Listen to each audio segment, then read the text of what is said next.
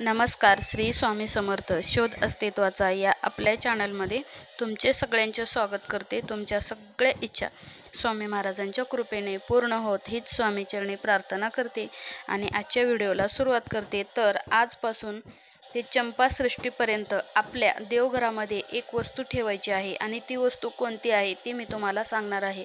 आणि ती वस्तू ठेवल्यामुळे त्याचा आपल्याला काय फायदा होतो किंवा काय लाभ होतो तेही तुम्हाला आजच्या व्हिडिओमध्ये सांगणार आहे. तर व्हिडिओ स्किप न करता शेवटपर्यंत बघावं हीच तुम्हाला सगळ्यांना नम्र विनंती आहे. तर बघा, आता आजपासून एक मार्गशीर्ष महिन्याला सुद्धा सुरुवात झालेली आहे. तर आपल्याला या मार्गशीर्ष महिन्यामध्ये बरेचसे पूजा, व्रत, वैकल्ये, उपासना, साधना बरेचसं काही करायचं आहे, जेणेकरून लक्ष्मी माता जी आहे ती आपल्यावर प्रसन्न होते. आणि लक्ष्मी मातेला प्रसन्न करून घेण्यासाठी आपण बरेचसे उपाय करत असतो. त्याचप्रमाणे आपल्या घराचं रक्षण करणारी, आपल्या घरावर जे संकट येतं ते संकट तारणारे जे आपले आईवडील म्हणजेच कुलदेवी आणि कुलदेवता आहेत, त्यांची सुद्धा सेवा करणं खूप गरजेचं आहे. आणि ही सेवा आपल्याला करायचीच आहे. वर्षातनं एकदा तरी आपल्या कुलदेवीला, कुलदैवताला जाऊन त्यांचं नामस्मरण करून त्यांची विधिवत पूजा, पंचोपचारी पूजा करायची आहे. त्याचप्रमाणे आपल्या घरामध्ये सुद्धा आपल्या कुलदेवीचे, कुलदैवताची जी मूर्ती असेल, टाक असेल किंवा फोटो असेल, जे काही तुमच्याकडं असेल त्याच्यावर सुद्धा आपल्याला आपल्या घरामध्ये सेवा करायची आहे. ही सेवा केल्यामुळे आपल्या कुलदेवीचा आपल्या कुलदेवीचा आणि कुलदैवताचा जो आशीर्वाद आहे तो आपल्यावर वर्षानुवर्ष राहतो. आपल्या कुळाचं रक्षण करणारी हे दोन्ही देव असतात. आपलं जर कोणचं काम होत नसेल, आपल्याला कुठल्याही कामामध्ये प्रत्येक वेळेस अडचण येत असेल, तर हा कुलदेवी आणि कुलदेवताचा शाप असतो. त्यामुळं आपल्याला आपल्या कुलदेवीची सेवा ही नक्की करायची आहे. तर बघा, आता आजपासून मल्हारचे खंडोबाचे घट बसतात. तर नवरात्रीमध्ये 9 दिवस घट बसतात आणि आता 6 दिवस घट बसतात.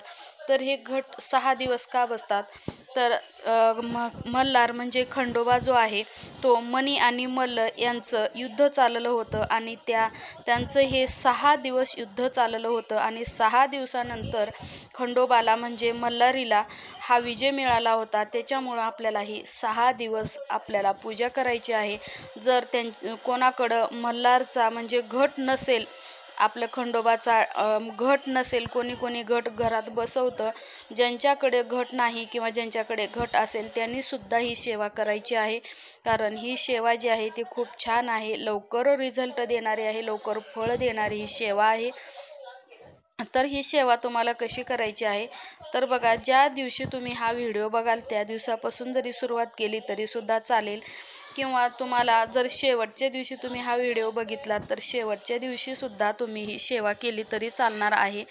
ही सेवा करण्यासाठी तुम्हाला टाईम, वेळ असं काहीही नाही. त्याच्यानंतर आपल्याला संध्याकाळी 12 वाजेपर्यंत चालणारा एक दिवासुद्धा आपल्याला आपल्या देवघरामध्ये किंवा देवघराच्या बाहेर लावायचा आहे.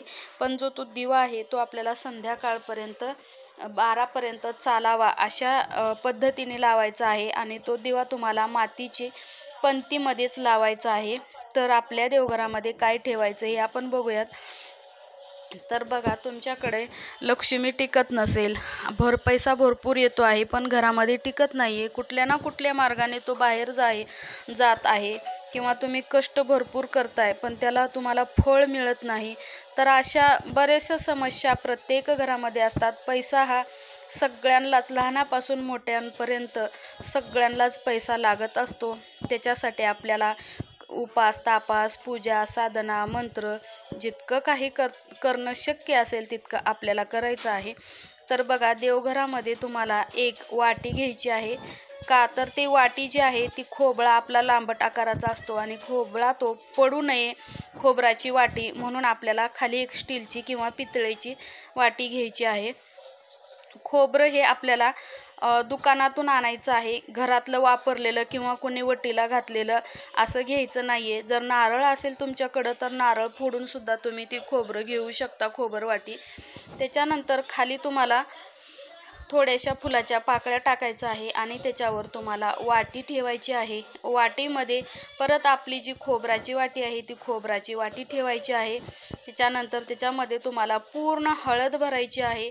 हळद भरल्यानंतर त्याच्यावरती तुम्हाला 1 रुपयाचं नाणं तुम्हाला त्याच्यावरती ठेवायचं आहे आणि खोबऱ्याच्या वाटीची सुद्धा तुम्हाला पूजा करून घ्यायची आहे। हे बघा पुढं आपल्याला एक शुद्ध तुपाचा दिवा लावून घ्यायचा आहे। ज्या वेळेस आपण कुठलीही पूजा अर्चा करतो त्यावेळेस अगोदर आपल्याला दिवा लावून घ्यायचा असतो।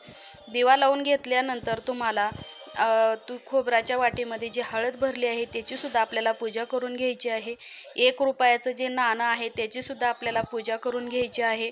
तर या पारायण काळामध्ये किंवा या नवरात्रीमध्ये तुम्हाला कुठले कुठले ग्रंथ वाचायचे आहेत तर बघा, तुमच्याकडं नवरात्रीमध्ये वाचण्यासाठी जर मल्हारी कवच असेल, मल्हार विजय पोथी असेल किंवा मल्हार सप्तशती असेल, जे तुमच्याकडं कुठलीही पोथी तुमच्याकडं असेल ती तुम्ही पोथी वाचू शकता।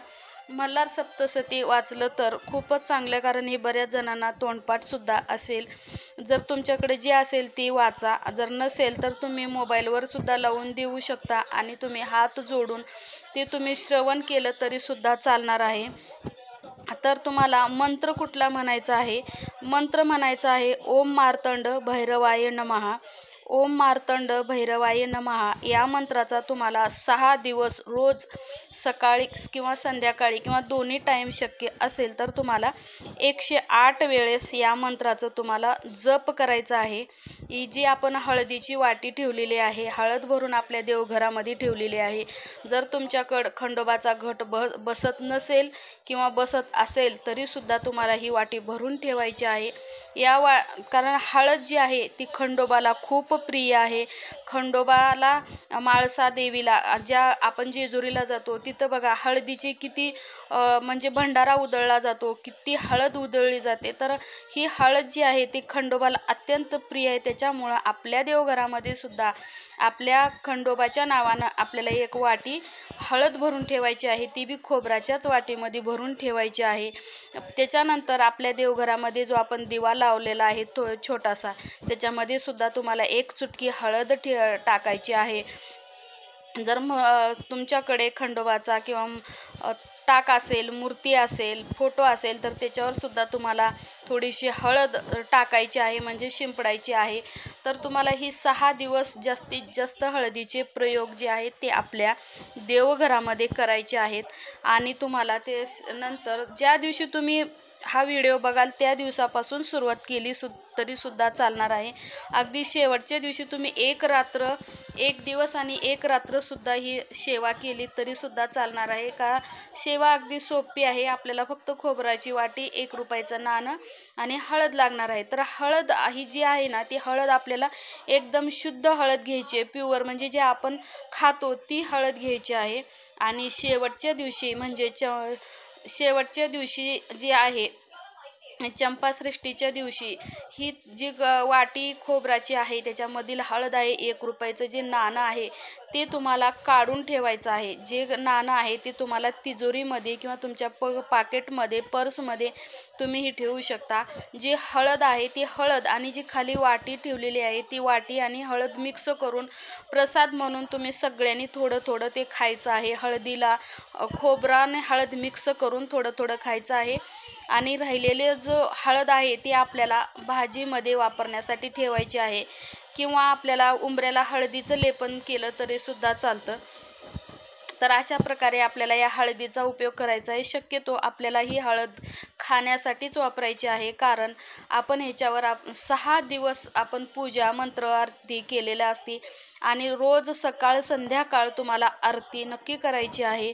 आणि रोज आपण ही मंत्र उपासना केल्यामुळं ती हळद जी आहे, हळद आणि 1 रुपयाचं जे नाणं आहे ते सिद्ध झालेलं असतं। त्याच्यामुळे हळद आपल्याला बाहेर कुणाला द्यायची नाही किंवा बाहेर कचऱ्यात वगैरे टाकून द्यायची नाही। त्याच्यासाठी तुम्हाला अगोदरच चांगली शुद्ध खाण्याची हळद घ्यायची आहे आणि ती हळद घेऊन तुम्हाला नंतर म्हणजे भाजीमध्ये वगैरे वापरायची आहे। तर ही जर तुम्ही उपाय केला तर तुमच्या घरामध्ये सुख शांती नांदेल। तुमच्या घरातील जे अडीअडचणी आहेत, जी संकट आहेत ती नाहीशी होतील। आणि हे जर पूजा करताना तुम्हाला तुमचं काय घराणं असेल ते तुम्हाला एकदा तरी जे आपण हळद भरून ठेवलेली आहे किंवा तुमच्याकडं घट बसलेला असेल किंवा फोटो मूर्ती असेल त्यांच्यासमोर हळद थोडीशी आपल्याला व्हायची आहे, एक फूल व्हायचं आहे आणि आपलं जे घराणं काय असेल ते तुम्हाला ते सांगायचं आहे. यामुळे तुमच्या घरातील जी अडचणी आहे ते नक्कीच संपतील. तुमच्या घरावर येणारं संकट जे आहे ते आपले कुलदैवत जे आहे ते सारतील. आपल्या घराची भरभराटी झाल्याशिवाय राहणार नाही आणि आपल्या जो कुलदैवत आहेत किंवा कुलदेवी आहे यांचासुद्धा आपल्याला आशीर्वाद मिळणार आहे. आणि तुमच्या घरामध्ये जर रुद्रयंत्र असेल तर रुद्रयंत्रावर सुद्धा आपल्याला हळदीने कुंकुमार्चन करायचं आहे. जसं आपण कुंकानं कुंकुमार्चन करतो त्याचप्रमाणे रुद्रयंत्रावर आपल्याला त्या दिवशी म्हणजे 6 दिवसामध्ये कधीही एकदा तुम्ही हळदीचं अर्चन करायचे, हळद अर्चन करायचे आहे. कारण हळद ही खंडोबाला अत्यंत प्रिय आहे आणि खंडोबा म्हणजे किंवा मल्हारी म्हणजे हे महादेवाचंच रूप आहे.